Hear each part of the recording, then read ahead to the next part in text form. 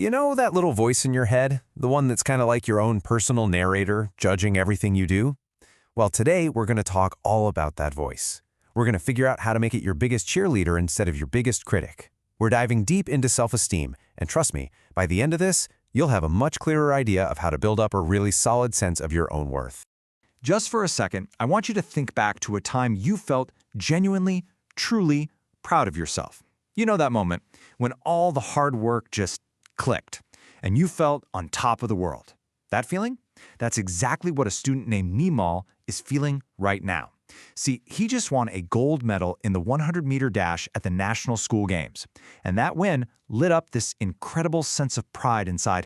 And this is where it gets really cool. Nimal's victory wasn't just for him. His principal said it perfectly. It was a win that rippled outwards. It created this amazing wave of pride that lifted up his school, his family, his whole village. That's the real power of self-esteem. It's not just about you, it's about how you can inspire everyone around you. So, what even is self-esteem really? Well, at its heart, it's how you see yourself. It's your own personal evaluation of your worth. Now, this isn't about being arrogant or thinking you're better than everyone else. Not at all. It's about having a fair, realistic, and honestly an appreciative view of yourself. It's about knowing your strengths, being okay with your weaknesses, and truly believing that you are a capable and valuable person, period. And listen, this is not some fluffy, nice-to-have idea. It's a core human need. There was this famous psychologist, Abraham Maslow, who came up with this hierarchy of needs. And what he found is that once we have our basic stuff covered, food, water, safety, a sense of belonging, the very next thing we strive for is esteem. It's this powerful built-in drive we all have to feel competent and respected, not just by others, but by ourselves too. Okay, so how do we actually build this super important sense of self-worth? Well, the first and maybe most obvious building block is our abilities and what we achieve with them. Let's dig into how our skills can create a really strong foundation for our self-esteem. It is so important to get this. We all have different talents. It's what makes us unique. For Nimal, it was being an amazing athlete. But for you, it might be that you're an incredible artist, or you have a brilliant mind for numbers, or maybe you're just amazing at making people feel heard.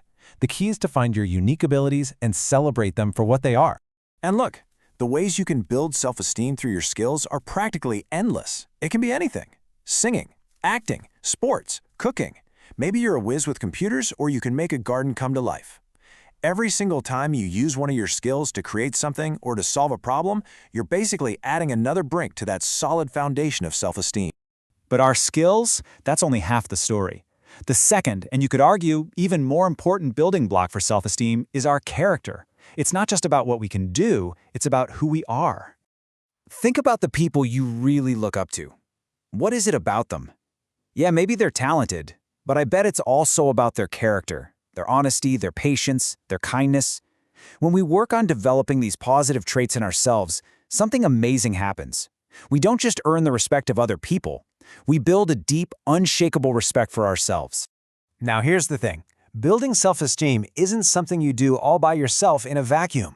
It's more like a dance between what's going on inside you and what's happening in the world around you. So let's take a look at these internal and external forces that really shape how we feel about ourselves. So on one hand, you've got the internal stuff, the things you control. This is about building your own confidence, sticking to your commitments, and really knowing what you're good at. But then you have the external factors, right? The encouragement you get from your parents, a teacher recognizing your hard work, getting an award. Both sides are absolutely essential to building a strong and healthy sense of self. So we've been talking a lot about how to build self-esteem up, which is great. But we also have to be real about what can tear it down. Our sense of self-worth isn't made of steel. It's actually pretty fragile, and we need to protect it. Words have so much power, don't they? And when they're used to criticize, to bully, to ridicule, man, they can have a devastating impact. Negative experiences like that can leave some pretty deep scars and make us doubt everything about ourselves. But the most important thing to remember is that those scars can heal. These threats to our self-esteem, they can come from both the outside world and from inside ourselves. Things like social rejection, feeling neglected, or never getting any appreciation. Those things can really weigh you down. But you know what? Our own actions can hurt us too. When we go against our own values or break someone's trust, we can damage our own self-esteem just as badly as any bully could. Which brings us to a really crucial idea.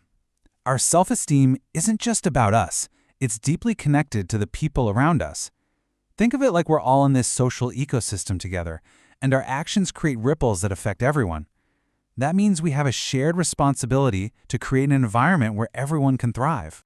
In fact, you want to know one of the most powerful ways to build your own self-esteem? Build up someone else's. It's true. When we use our strengths to help someone out, we're not just making their day better. We're also reinforcing our own sense of purpose and value. It's this beautiful win-win cycle of giving and receiving. Let's go back to Nimel for a second. His success made his whole community proud, right? That's that ripple effect in action.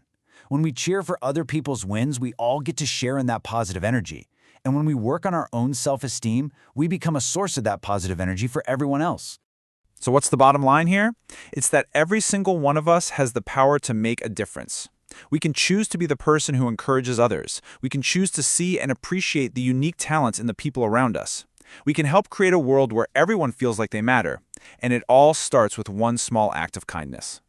So I'm going to leave you with a question, a little challenge. What is one thing, just one small thing, you can do today to build up your own self-esteem or the self-esteem of someone else? Remember, every big change starts with one small step.